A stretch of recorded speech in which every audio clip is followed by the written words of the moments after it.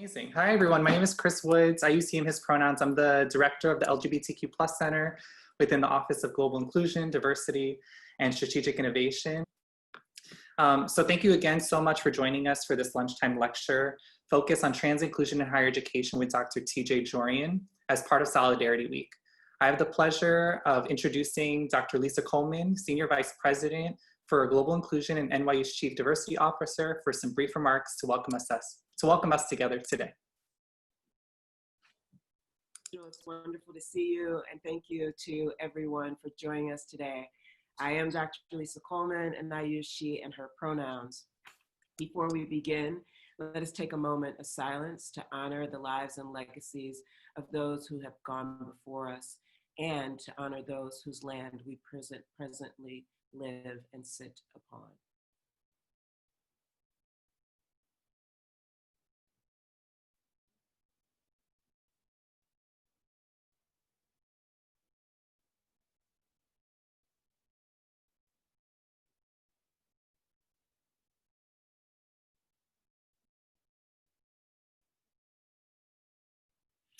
Thank you to those who often work is invisible and unseen and so rarely recognized. We want to thank you for all the work that you're doing.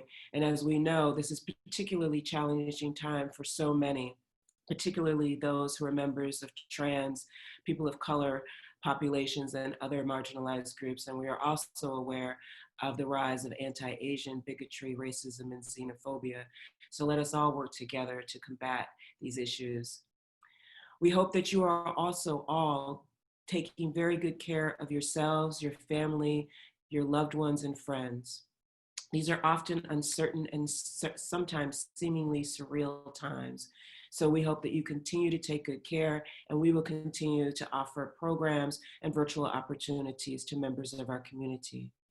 I must extend a heartfelt thank you to all of those who are working tirelessly on the front lines, behind the scenes, and in every capacity across our global community to help those in need.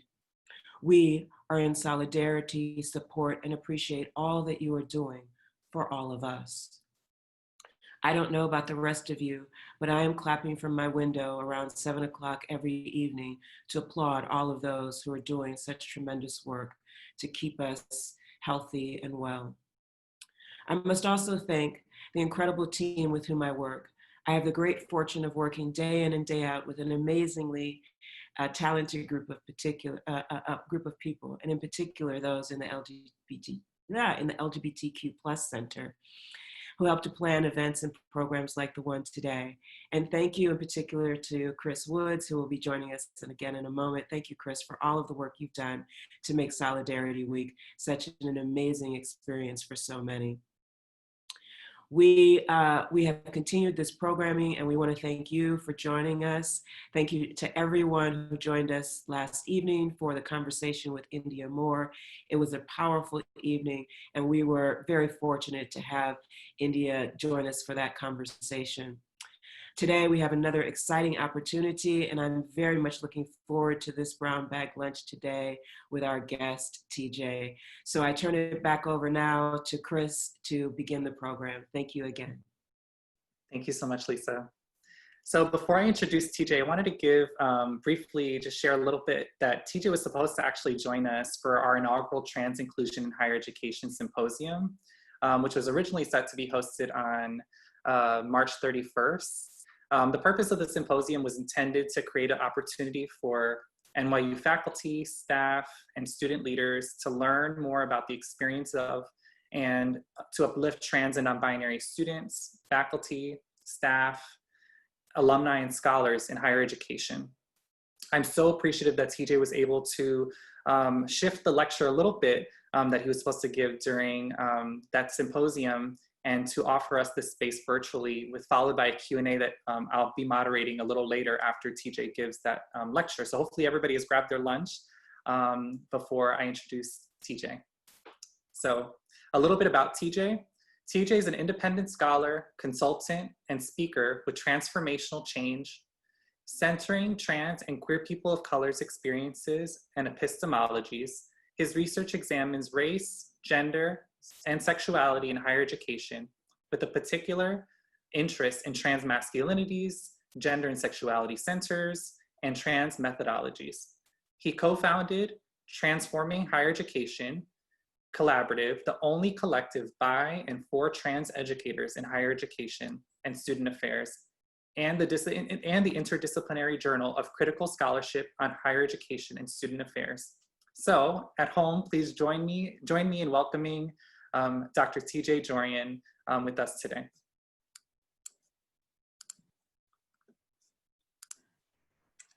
Hi all, thank you all so much for making some time for me. Let me just share my screen real quickly. All right, good afternoon everyone, or good morning or good evening, as some of you may very well be joining us from across time zones. I'm joining you all from lands that were violently taken and are currently still occupied from the Lenape people, an area known today specifically as Philadelphia. For those of you who would also like to acknowledge the lands and original caretakers of those lands where you are, a useful resource online can be found at native-land.ca, where you can input your location and find out about the territories, languages, and treaties connected to that location, as well as learn about the importance and purpose of territory acknowledgement. For me, acknowledging the original caretakers of the land on which I live and have these exchanges is the bare minimum that I can do to maintain some humility as we talk about justice and transforming institutions for and with trans people. After all, before most of us showed up, before the vast majority of our ancestors showed up or were enslaved and brought here, Two-Spirit people were a part of these lands, right? Central to their tribe's healing and holders of their histories. It is important that we remember before colonization, the gender binary did not exist on these lands, and that the gender binary was violently enforced and was part of the cultural genocide enacted on Indigenous people. Right? I mentioned this to remind us that trans people, gender expansive and non-binary people of all kinds did not just show up on the scene today or in the last few years, despite what media or our institutions might think. But we have been here in a multitude of iterations since the very, very beginning. And that we ought to think about how gender justice work either maintains and perpetuates colonization and or how it can be connected to and amplify decolonization. In that same vein, I believe one crucial way that my own work has perpetuated US settler colonialism that I want to own and take accountability for is in how, when I have contextualized trans populations in higher education, whether in research or practice, I have not named the role that residential schools and education as a whole throughout Turtle Island and the other US occupied territories played a crucial role in the cultural genocide through, among other things, the institutionalization of the gender binary and the erasure of gender expansive peoples across Indigenous nations. Now, naming this is not enough, and in all radical honesty, I am unsure of what I do need to do to rectify this in my own work. So this is a massive learning edge for me that I need to lean into and will. Now, all of this is at the core of what Dean Spade calls administrative violence. And this is the concept that administrative systems, and higher education as an administrative system, includes multitudes of administrative systems and cooperates with other administrative systems like prisons and healthcare and service agencies. Administrative systems create narrow categories of gender and force people into them in order to become legible to others and get their basic needs met, right? Thus determine who gets their basic needs met and lives get to be lived and who doesn't get to. And thus these systems facilitate death, violence, isolation, and abandonment. Now, I didn't always have this language and this conceptual understanding of what higher education was doing to trans, non-binary, and gender expansive populations, but my own personal and professional experiences matched up to that. The scholarship and research that existed that was meant to provide guidance for those of us working in higher education and student affairs was wholly inadequate and didn't really name any of this, right? Most of the research was really focused on how hostile campus climates were, right? Which they were and still are. But that hostility was not contextualized as a cultural, institutional, systemic issue that was stemming from cissexism, or what Dr. Zina Kalaza calls the gender binary discourse in higher education, but as an individualized problem, right? Both on the students and at the staff and faculty ends. At the students end, trans students are a problem, quote unquote, because they don't fit into the gender categories that the administrative system has carved out, right? And cisgender students are a problem because they are transphobic and or just uneducated. At the staff and faculty end, staff and faculty are transphobic and or just uneducated, right? So this is how the research sort of individualizes it. In this equation, of course, trans, non-binary, and gender expansive staff and faculty don't really exist, right? At least according to the scholarship up to a few years ago. Now, Dr. Eric Pitcher, who did their doctoral research on trans faculty, and Dr. S. Simmons, who did his doctoral research on trans practitioners, are among the trans researchers who have injected our existence into the literature, very much in Audre Lorde's tradition of writing ourselves into existence. But going back to the hostile climate research that existed before these wonderful folks started doing important work, and what the individualizing of the problem does is that it also individualizes the solutions, right? The solutions or best practices become about training and educating people to be nicer to each other, right? To learn about trans people so they don't mistreat us or discriminate against us. But that's wholly inadequate way of addressing an institutional problem, especially an intersectional institutional problem. Even as research about trans students was growing, we often had no clue who trans students were because they were treated as one homogeneous population. They were rarely, if ever, disaggregated by gender, let alone race, class, ability status, etc., all of which further impact trans people's lives because administrative systems also create race categories and class categories and ability categories, etc. So when we're saying hostile for whom, in which ways, in which context, right? And thus we can actually, can we actually trust the educational and training mechanisms that are in place to adequately address that hostility from a place that also understands how racism, anti-Blackness, anti-immigrant hatred and xenophobia, classism, ableism, misogyny, femphobia, and so on is amplifying that hostility for some more than others. So we often create solutions and best practices that only work for the most privileged among the marginalized. So AKA those that the administrative system only needs to shift a little bit in order to accommodate and re-assimilate into its structure and thus not change structurally. And those those with most privileges are white men or masculine people, citizens and documented folks, abled, Christian, and so forth, leaving everyone else still out and still relegated to the margins. So I just want to honor and name the Combahee River Collective and Dr. Kimberly Crenshaw and Black feminists for gifting us with the theorization and praxis of intersectionality as a framework and tool to do this work much more adequately than we have been, to address intersectional oppression intersectionally. And within higher education scholars, Dr. Lori Patton Davis is easily one of the most prominent promoters of intersectionality, including helping us to understand intersectional failures.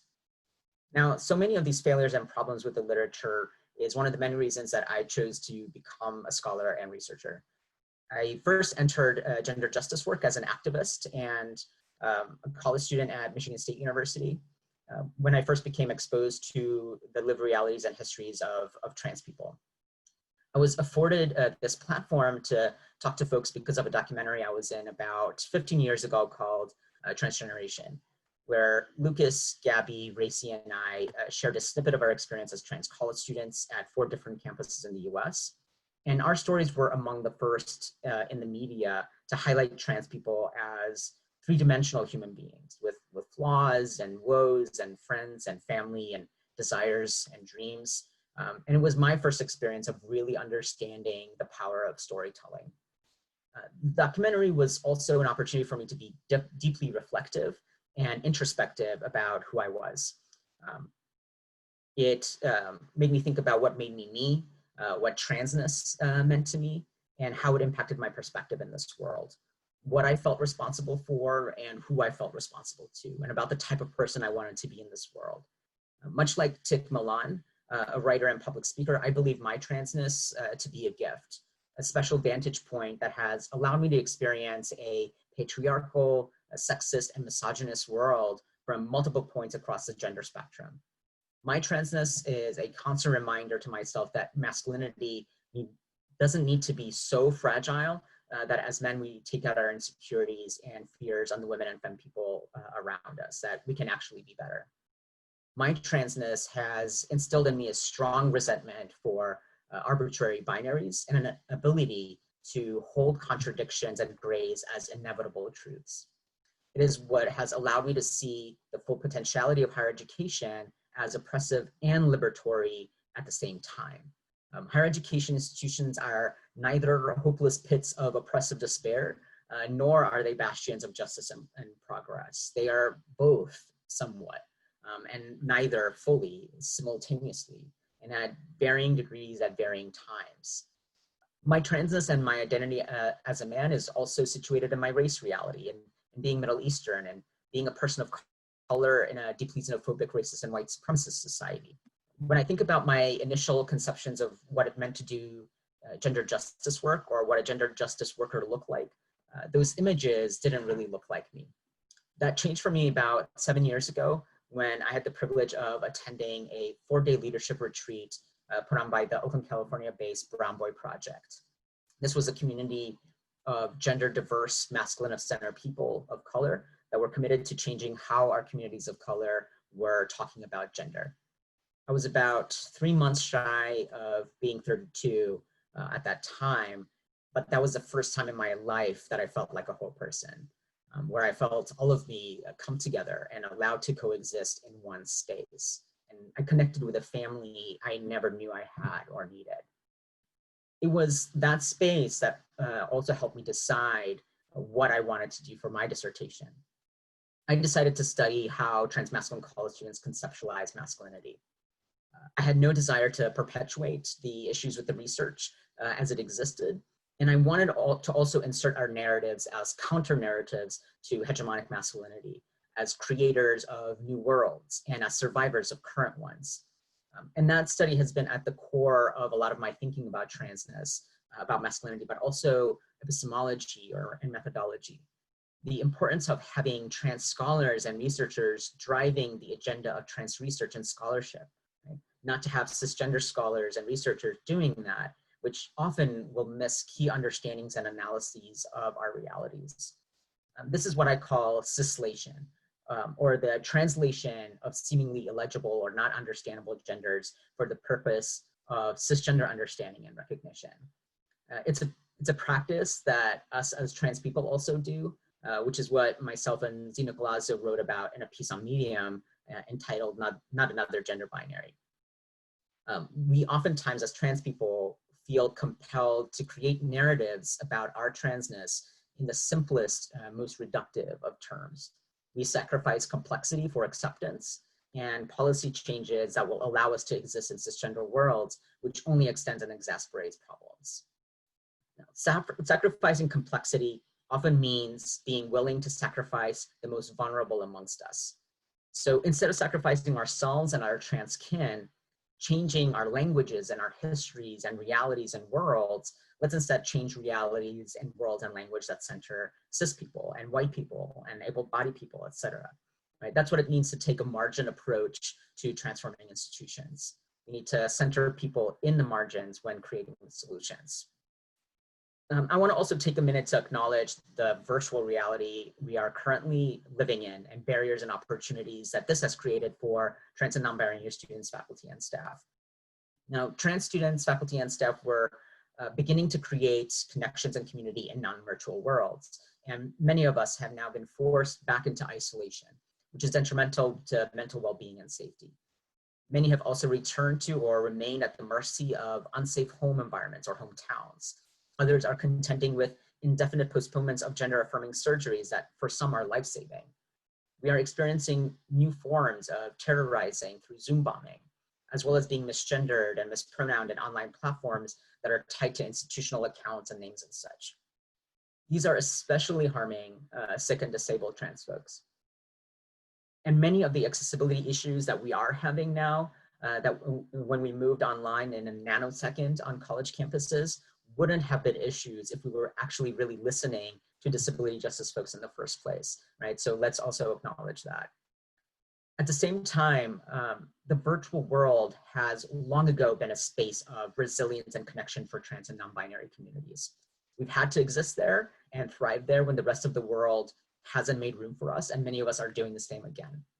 This week, for example, the Transforming Higher Education Collaborative, which is a small group of trans and non-binary higher education and student affairs scholars and practitioners, began hosting virtual hangouts for trans and non-binary student affairs staff. Right? Now, let's talk about strategies for trans inclusion in higher education. Going back to Dean Spade and critical trans politics, he talks about focusing policy work and making changes in areas that have the greatest impact in trans people's lives, right?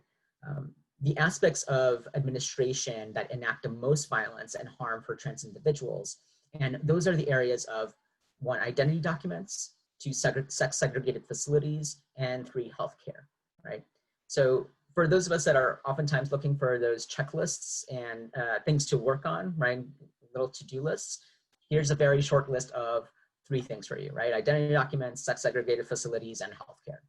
And on your screens, for folks who can see, are some of the ways that these 3 areas show up on our college campuses, and I'm sure some of you can think of others as well. It's easy to sort of, when we think about our experiences on college campuses, there's no aspect of our lives that doesn't fall into one or more of these categories. But we don't change a campus by just changing policies, and Dean Spade actually acknowledges that in his book. When we talk about transforming, right, and we talk about enacting a transformative cultural change, right, it doesn't begin or end with a policy handbook. Culture is something that is transmitted through language, through rituals and traditions, through art and other mediums, and it is transmitted intergenerationally. That means that we have to examine all aspects of our institutions, historically and contemporarily. It means reconsidering and being intentional about gendered spaces and activities on our campuses, whether we're talking about Greek life or men of color programming or athletics and fitness or who gets to be a resident advisor. Right? It means exposing ourselves and students to artists, athletes, and other cultural producers like Micah Besant, Amos Mack, Kit Yan, Kay Olanda Barrett, Pat Manuel, and many others. Or it's also about trans people changing the world of technology, like Courtney Ryan Ziegler and his trans hackathons, or Angelica Ross and her mission to provide trans people with the skills and empowerment to be self-employed graphic designers and web developers, so as not to have to deal with unemployment or workplace harassment and discrimination. It's having trans faculty and staff on our campuses to shape institutional curriculum in and outside of the classroom. And it's filling our history books and our curriculum with trans liberators of all kinds, like Sylvia Rivera, Marsha P. Johnson, Miss Major, and the literally hundreds of individuals that have been recognized in the 3 years that the Trans 100 existed for the work that they have done for trans communities in a myriad of disciplines. And I want folks to also keep something else in mind. Queer and trans resistance and activism didn't start off with the Human Rights Campaign and with Fortune 500s, right? It started off in socialist and anarchist communities, by labor union organizers, working class people, artists, young folks, right? Young folks like some of you, young folks like the students that we work with. The Compton cafeteria and Stonewall riots of the 1960s were led by young people, by trans people, by butches and queens, by sex workers and people who lived on the streets, right? Sylvia Rivera was a 17-year-old trans woman of color from the Bronx when she was on the front lines of Stonewall and led the revolt against the police. And it is still being led by young people today. So maybe part of the solution is to actually get out of trans people's way, especially trans youth. I'm gonna stop right there. I had an intention of talking more, but made a decision to sort of cut myself off here and actually invite us to be much more in conversation. So I'd love to gear towards a Q&A at this point. So I'll hand it back over to Chris. Amazing. Thank you so much, TJ. Do you mind just closing it? There we go. Okay. Amazing. Thank you so much. This is amazing. And I appreciate you wanting to shift back to Q&A. I think one of the things that we've been finding is, I think we're all kind of zoomed kind of capacity out. And so I appreciate you kind of opening up to Q&A, but thank you for everything that you shared. And if anyone out there was like me and frantically taking notes about everything that you were saying, just trust that we will be sharing a list of resources with every resource, link, reference that TJ mentioned today, so that you all have a chance to kind of delve into these things a little bit more on your own a little later. So just wanted to give that heads up in case you are frantically note-taking like myself earlier. I want to invite everyone to begin using the Q&A feature, which is at the bottom of your screen, to start asking questions. I do have some questions that were emailed to us a little bit earlier, but I want to give folks a moment to have a pause, to type in some questions that you have using the Q&A function. And hopefully between TJ and I, we can kind of get into those questions. Feel free to ask questions directly to TJ, but also feel free to ask questions related to resources that exist here at NYU that I might be able to support with too. So I'll give a moment of pause for folks to do that.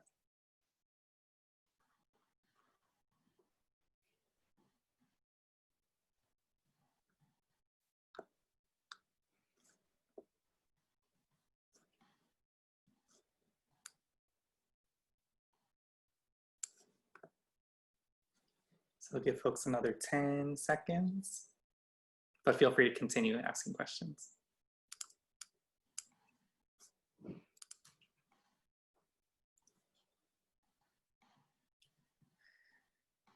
All right, so TJ, one of the questions I actually had as a kind of starting point, I know you talked a little bit about some of your work and the scholars that you kind of seek inspiration and work in collaboration with.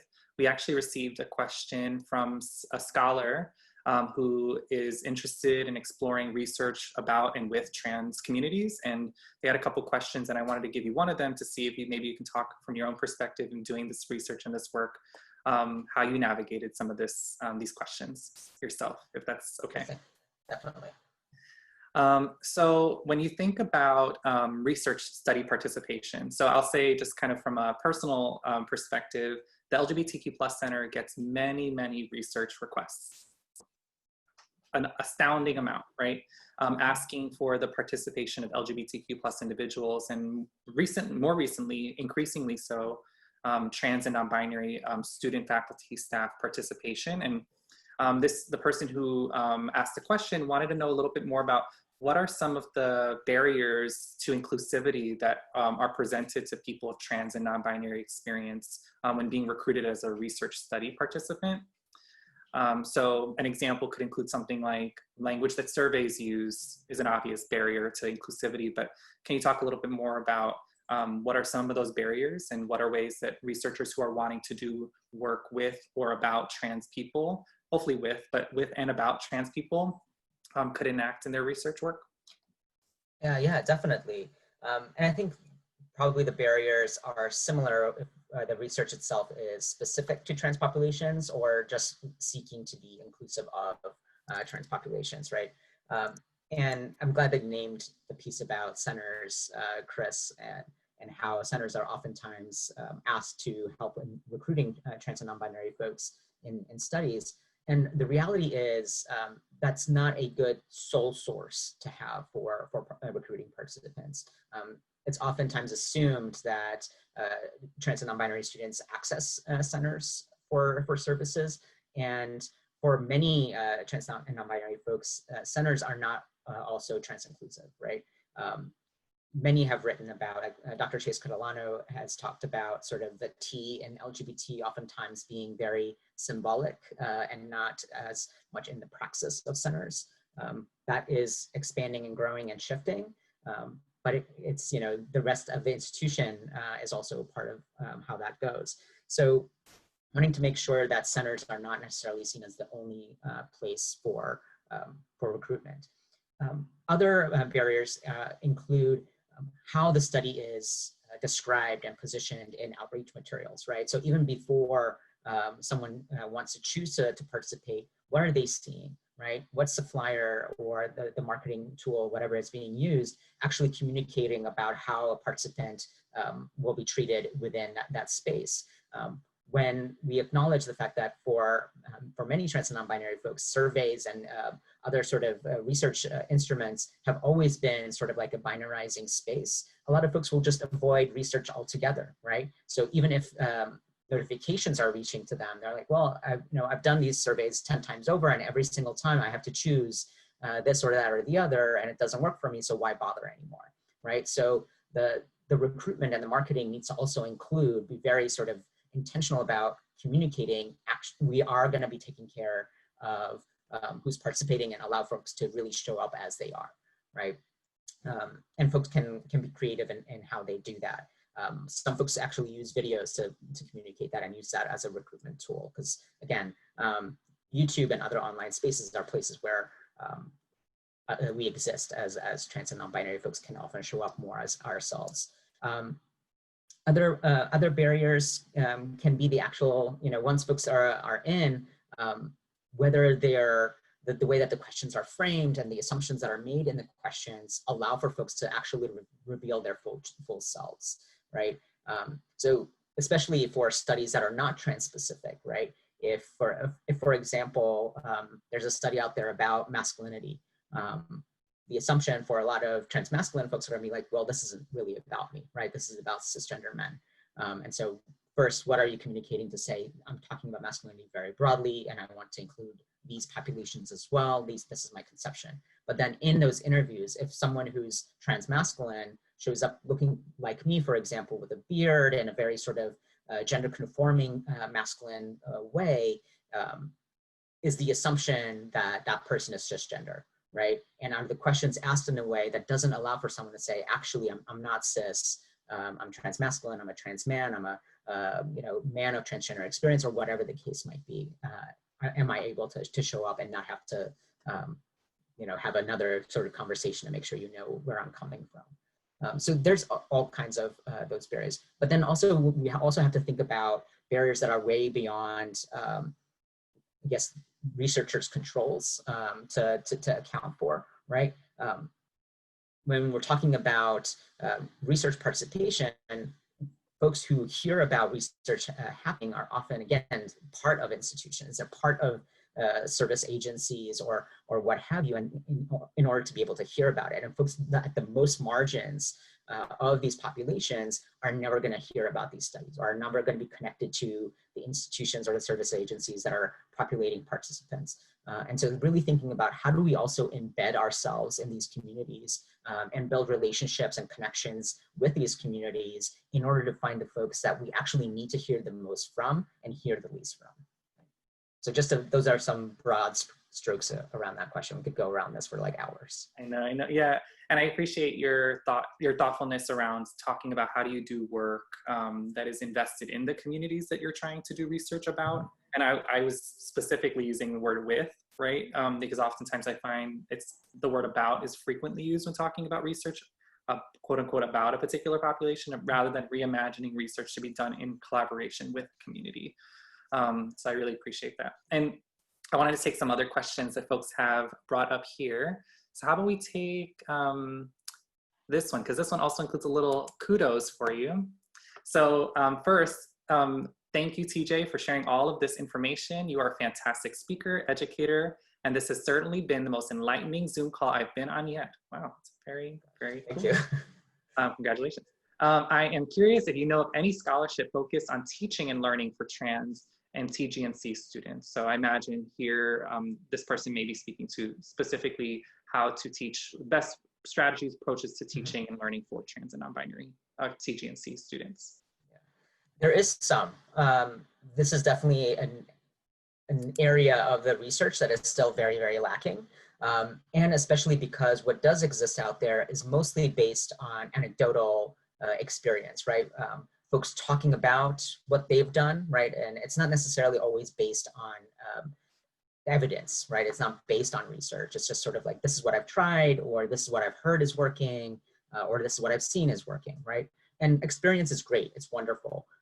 But how do we also know that this is more generalizable and more effective in lots of different spaces? And so the research itself is still severely lacking. A couple of folks that I'll name, Dr. Katie Jekyll, who is based at Northern Illinois University, does a lot of work on pedagogy, right? Katie's training is in pedagogy and learning, right? And so she comes to the research from those perspectives and those backgrounds. And so she's very, very good at sort of thinking about how do we transform and transcenter our pedagogy and learning.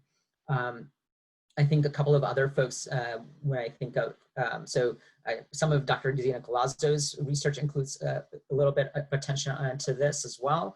I will say, let's see, I'm blanking on this person's name right now. And so if they come back, I will definitely mention them. But I think really making sure that folks are coming from a pedagogical perspective. Drs. Chase Catalano and Dr. Rachel Wagner are folks who are also pedagogues who think about this regularly.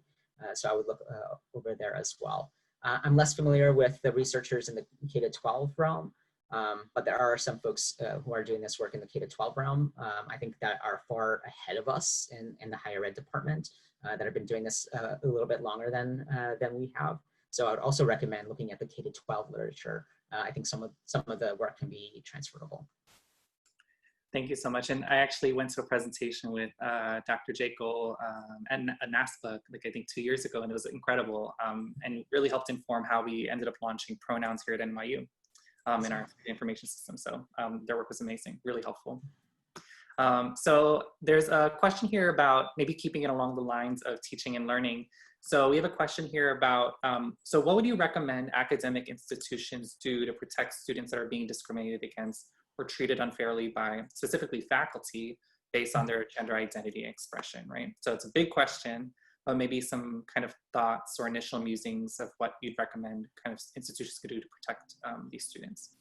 Sure, definitely. I think there's lots of different things that we can do, both at the micro level and sort of at the macro level. One can be just sort of like really examining how faculty are being recruited and trained, right? And I mean that faculty broadly. Are there any attention paid to recruiting and hiring trans and non-binary faculty and scholars, right? So that some of that can start shifting based on who's actually in the front of the classroom. But then also, what is part of faculty orientation? How much attention is being paid to really sort of the institution communicating this is our expectation, that this is how we expect for our faculty to show up in the classroom, right? Because especially for faculty just joining an institution, especially younger faculty, junior scholars who are not yet tenured, who are maybe potentially going on the tenure track, that's going to be years of opportunities for them to show that they're actually meeting those expectations on their path to being tenured, right? Those are the times when folks really want to be able to come at faculty and help them have the right tools and the right skill sets to do this. One of the things to remember about faculty, especially depending on the disciplines that they're coming from, oftentimes doctoral programs don't actually prepare a lot of faculty towards teaching, right? They prepare faculty to do a lot of research, to be experts in their content area, to be experts in a particular thread in that content area or that discipline, but may not have actual pedagogical training. And so I think Centers for Teaching and Learning can do a lot of work here.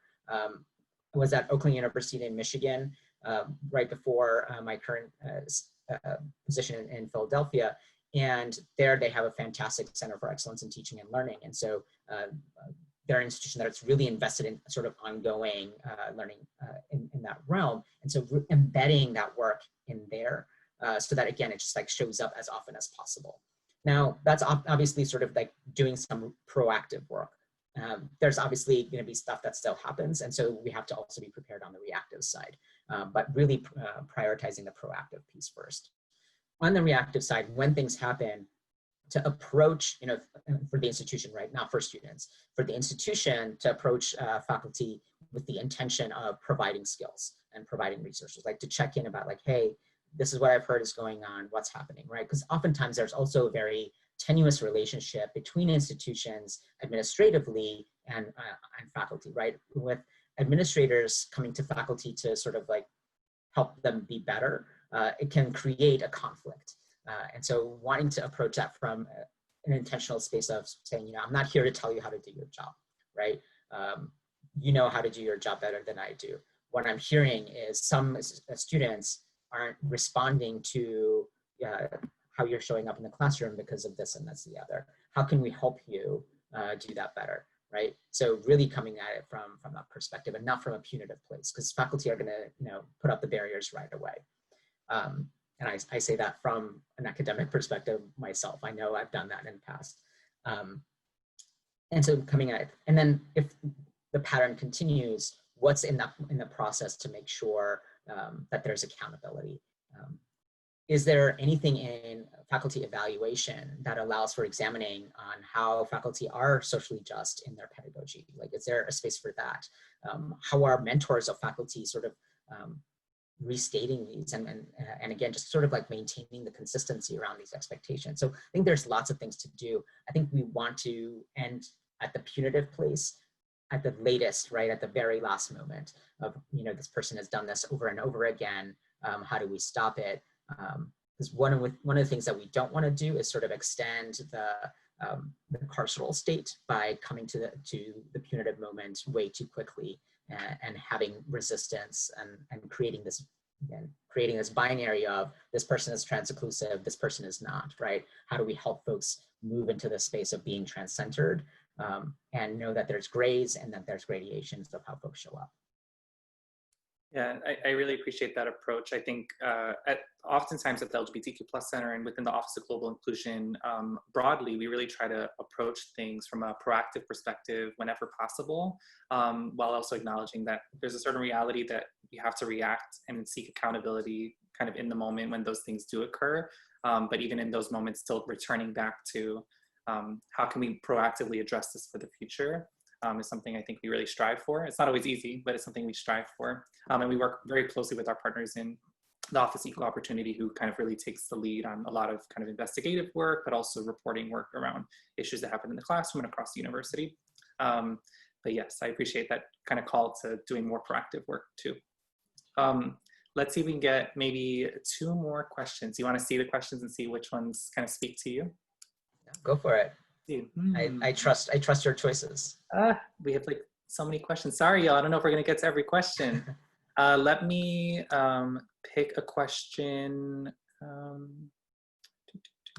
Okay, so one question I really appreciate thinking about our students, right? So the COVID-19 pandemic, I think, has been a really hard transition for many of us, kind of students, faculty, staff, and just people broadly across the globe.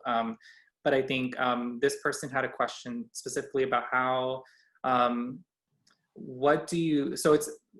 about what good do you hope will come out of this pandemic for trans individuals? But also I think I'll add an additional question, but what might be some ways that we can support trans individuals, specifically students, who are kind of navigating this transition kind of back to home in this period of time? I hesitate to sort of respond to that question from a place of what good does the pandemic hold, because I don't know that I want a silver lining the pandemic. I think we have to recognize that the pandemic is going to have devastating impacts on lots of populations, and trans and non-binary populations are not immune to any of that, right? And so I just want to sort of like reframe that question a little bit. I think we can speak to surviving and thriving through pandemic anyway, but to just be very conscious of, not naming it as if, all this bad stuff is happening, but there's also some good stuff happening. That's not necessarily a good way to sort of think about it.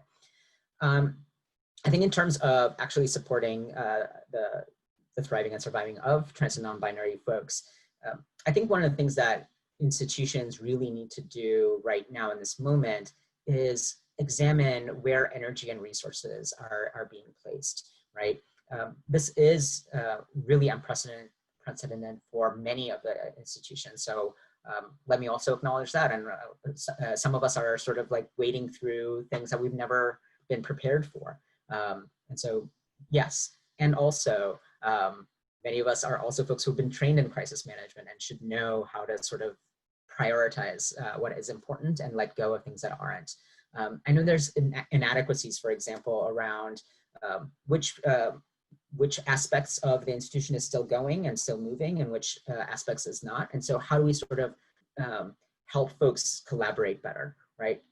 I think one of the impacts of siloing departments and practitioners and keeping folks apart is now some folks are working overtime and working a ton more than they were prepared to. And some of us are sort of having to do busy work, right? And to just sort of like keep value to our work and justify why we should still have our jobs.